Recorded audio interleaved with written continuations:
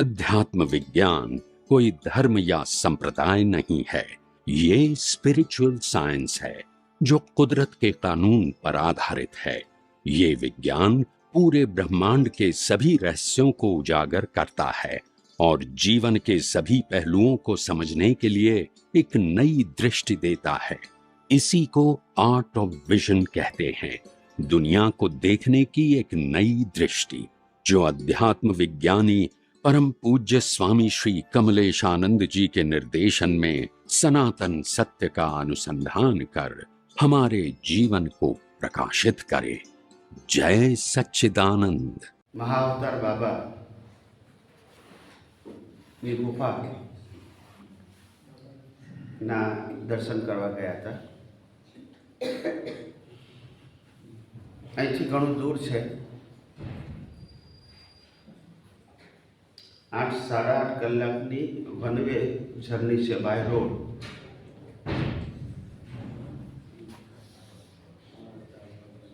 ઉપર જતા લગભગ 1.5 થી 2 કલાક લાગે છે। અંતર નથી પણ જરા ચઢાણ જેવું છે, 2.5-3 કિલોમીટર જેવું હશે ટોટલ।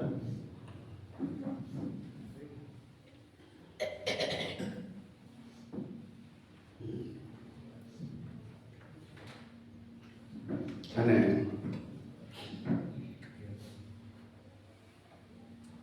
તમામ પ્રકારની કુદરતી રીતે અમને બધાને સુવિધા મળી ગઈ। અહીંથી રાતના 12-12:30 ની વચ્ચે અમે પ્રયાણ કર્યો હતો।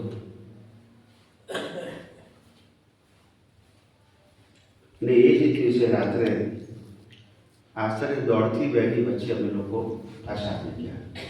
એટલે 24-25-26 કલાકની જર્ની જેવું થઈ ગયું।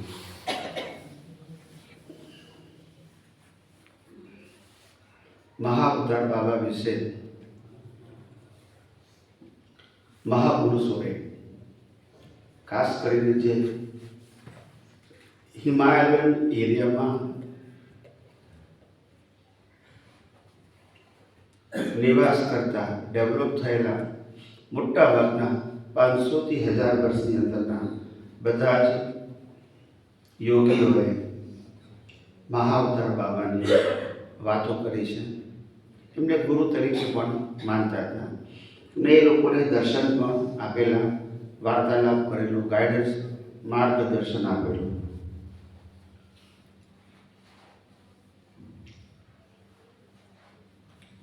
ઇતિહાસ એવું કહે છે કે એમની અત્યારે ઉંમર લગભગ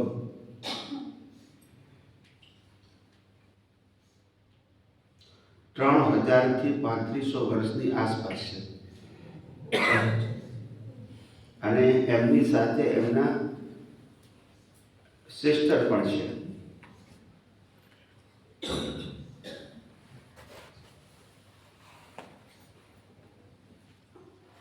અને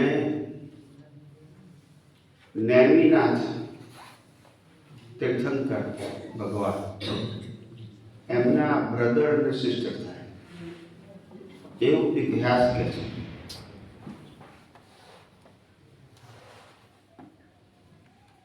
અમે ગુફામાં જઈ આવ્યા, લગભગ 30 મિનિટ જેવું બેઠો હોઈશું ગુફામાં। નાની ગુફા છે, બહુ મોટી નથી, પણ પબ્લિક ના હોય એટલે આપણે શાંતિથી બેસી શકીએ।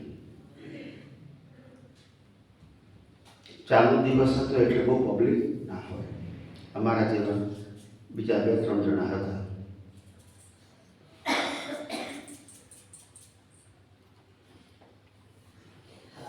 ગુફાના પણ દર્શન કર્યા અને ગુફામાં આંખો બેસીને ધ્યાન કર્યું, મહાઅવતાર બાબાને યાદ કર્યા, પ્રાર્થના કરી।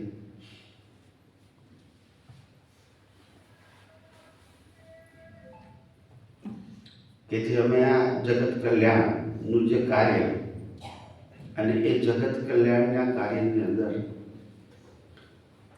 સનાતન ધર્મની વાતો કરવી, સનાતન સત્યની વાતો કરવી, કુદરતના કાનૂનની વાત કરવી, યુનિવર્સલ ટ્રુથની વાતો કરવી, જેને કારણે ભારત વર્ષમાં સનાતન ધર્મને કારણે એકતા અને અભેદતા, પક્ષ પંથ અને વારાને ભૂલાઈ આગળ જતા એને મુક્તિનો માર્ગ પ્રાપ્ત થાય. અત્યારે તો બધાને સંપ્રદાય માર્ગ એટલો બધો મજબૂત થઈ ગયો છે કે સનાતન માર્ગ જ ભૂલાઈ ગયો છે. એટલે બાબાને અમે મહાઅવતાર બાબાને અમે જ પ્રાર્થના કરી કે બસ અમને અને જે લોકો આ સનાતન ધર્મની પુનઃ સ્થાપના કરવા માંગે છે એઓને તમામ પ્રકારની શક્તિ અને સંજોગો પ્રાપ્ત થાય, સાધનો પ્રાપ્ત થાય. બસ એવી અમારી પ્રાર્થના છે અને આપનું માર્ગદર્શન, આપના દર્શનના અભિલાષી. ત્યાં આગળ એમની ગુફા છે, એની નીચે લગભગ 500-700 ફૂટ નીચે વેલકમ સેન્ટર છે.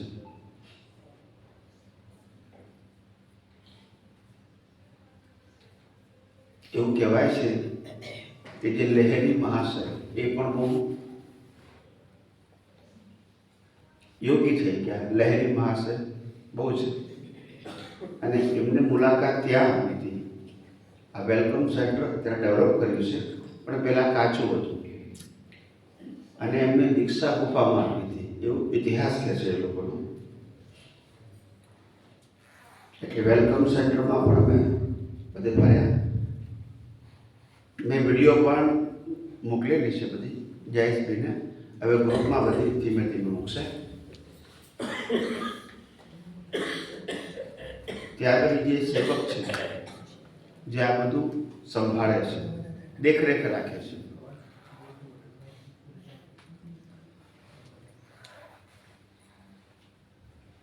એને અમે પૂછ્યું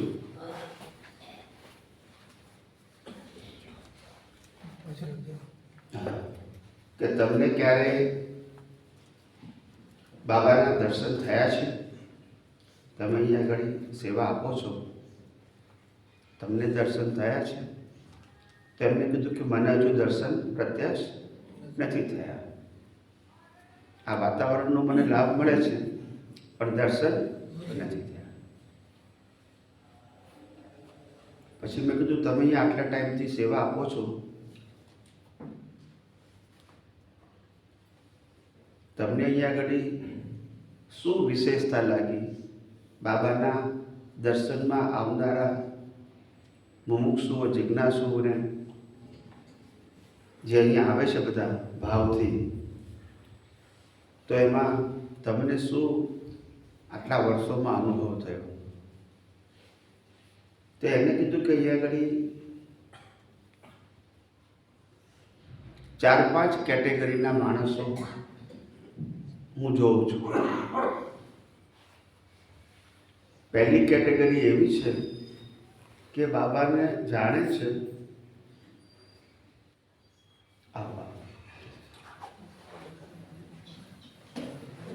આ બાજુ જતા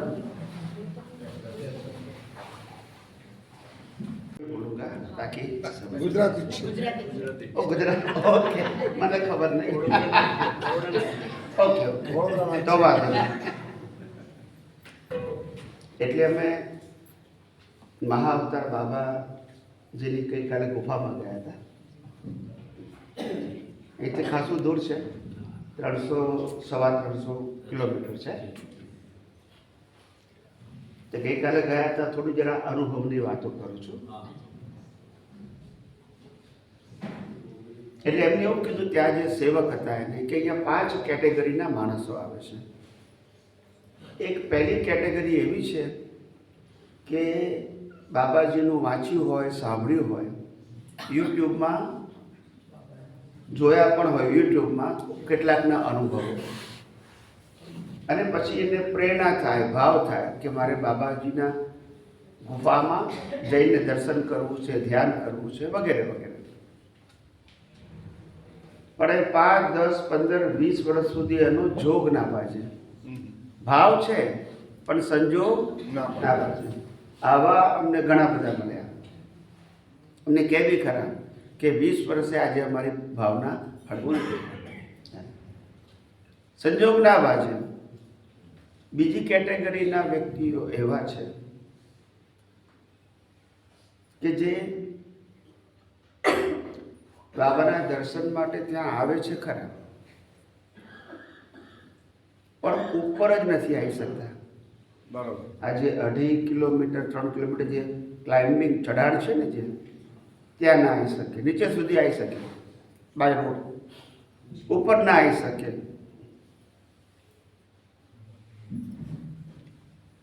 ત્રીજી કેટેગરીના લોકો એવા છે કે અડધે સુધી આવ્યા પછી પાછા જતા રહ્યા. અડધે સુધી હાફ વે પછી પાછા જતા રહે. ચોથા પ્રકારના વ્યક્તિઓ એવા છે કે ગુફાના દ્વાર સુધી આવે પણ અંદર ના જઈ શકે. બરાબર. અંદર ના જઈ શકે. બહાર બેસે, અંદર ના જઈ શકે. અને પાંચમી કેટેગરીના વ્યક્તિઓ એવા છે કે જે આવે છે, ગુફામાં બેસે છે, ધ્યાન કરી શકે છે અને વારંવાર આવી શકે છે. આવા 5 કેટેગરીની વ્યક્તિઓ મેં પછી મારા જીવનમાં જોઈ છે. એટલે કે જેને અહીંયા આગળ આવવા મળે અને ગુફામાં બેસવા મળે, કોઈ પણ વ્યક્તિ હોય, તો અમે એવું માનીએ કે એનું જીવન ધન્ય છે. ધન્ય છે. બસ, કે આ બાબાના સંકેત વગર આવું બને નહીં. એટલે આવી એમને વાત કરી. અમે પણ ત્યાં અડધો કલાક ગુફામાં બેઠા હતા, ધ્યાન કર્યું, બાબાને પ્રાર્થના કરી. દર્શન નથી થયા અમને, પણ પ્રાર્થના અમે કરી સ્વામીથી. અને બસ લોકો સનાતન ધર્મને પામે, મતભેદ ભૂલી જાય, સાંપ્રદાયિક મતભેદો ભૂલી જાય, સનાતન ધર્મને જાણે. સનાતન ધર્મ પૂરા વિશ્વમાં એક જ છે. જે આત્માને માને છે એ સનાતન ધર્મને માને છે. જે કર્મના સિદ્ધાંતને માને છે એ સનાતન ધર્મને માને છે. જે પુનર્જન્મને માને છે એ સનાતન ધર્મને માને છે. જે સનાતન સુખને માને છે એ સનાતન ધર્મને માને છે. અને જે મોક્ષને માને છે એ સનાતન ધર્મને માને છે. પછી આ માર્ગ ભગવાન શ્રી રામ દ્વારા પ્રાપ્ત થાય, શ્રી કૃષ્ણ દ્વારા પ્રાપ્ત થાય, શ્રી મહાવીર દ્વારા પ્રાપ્ત થાય, શિવ દ્વારા, સ્વામિનારાયણ દ્વારા, કે ગમે તેના દ્વારા પ્રાપ્ત થાય. પણ સનાતન માર્ગ તો એક જ હોય. માર્ગ બતાવનારા ગુરુ, ટીચર અલગ અલગ હોઈ શકે. યસ કે નો? યસ. પણ ટીચર માર્ગ બનાવી કેવી રીતે શકે? બોલતા નથી. કોઈ બનાવી શકે? H2O થી પાણી થાય તો બનાવી શકે? ના. તમે ડિસ્કવર કરી શકો, બીજાને બતાવી શકો, પણ બનાવી શકાય નહીં. સનાતનનો મતલબ જ એ હતું, છે અને રહેશે. એને બનાવી ના શકાય, એને અનુભવી શકાય. શું શકાય? અનુભવી શકાય. અને એ અનુભવ બીજાને બતાવી શકાય.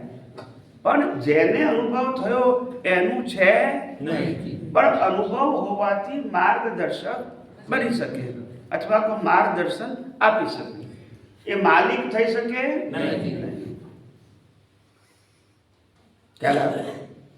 એવો સુંદર સનાતન ધર્મ જે આપણને બધાને કુદરતી કાનૂન અને કુદરતી રચનાના માધ્યમ દ્વારા પ્રાપ્ત થયો છે.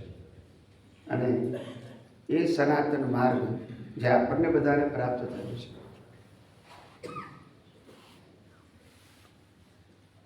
કુદરત એટલે 6 સનાતન તત્વોનો સરવાળો. ચેતન તત્વ, જળ તત્વ, ગતિ સહાયક, સ્થિતિ સહાયક, ટાઈમ અને સ્પેસ. આ 6 તત્વથી દુનિયા બનેલી છે. અને 6 તત્વથી મન, વચન, કાયા પણ બનેલા છે. 7મું કોઈ તત્વ ને. તત્વ એટલે સનાતન, જેની ઉત્પત્તિ અને નાશ હોય નહીં, એને સનાતન કહેવાય. આ 6 તત્વોનું એક નામ કુદરત. 6 તત્વોનું એક નામ કુદરત. એ તત્વો કામ કેવી રીતે કરે? તો કે કુદરતના કાનૂનથી. ખ્યાલ આવે? દિવસ, રાત, ઠંડી, ગરમી, વરસાદ, ઉનાળો, શિયાળો, ચોમાસું, ભરતી, ઓટ, પૂનમ, અમાસ, સૂર્યગ્રહણ, ચંદ્રગ્રહણ અને પ્રત્યેક જીવોને પોતપોતાના કર્મના ફળ, આ બધું કુદરતના કાનૂન પ્રમાણે છે, કોઈની મરજીથી થતું નથી. કર્મ ગમે તે બાજુ, કર્મનું ફળ તો કુદરતના કાનૂન પ્રમાણે મળશે. જે ફળ રામકૃષ્ણ મહાવીરને પણ ભોગવવું પડે, એમાં ઓપ્શન નથી. એટલે કુદરત, કુદરતી કાનૂન અને કુદરતી રચના. આ મન વચન કાયાને પણ કુદરતી રચના કહેવાય. મન વચન કાયાની અવસ્થાને પણ કુદરતી રચના કહેવાય. અને 5 જ્ઞાનેન્દ્રિયોથી અનુભવાતી સમગ્ર સૃષ્ટિને પણ કુદરતી રચના કહેવાય. સમજાય છે? એટલે જેમ બ્રહ્માંડ જેમ 6 તત્વોનું બન્યું છે, એમ શરીર પણ 6 તત્વોનું બન્યું છે.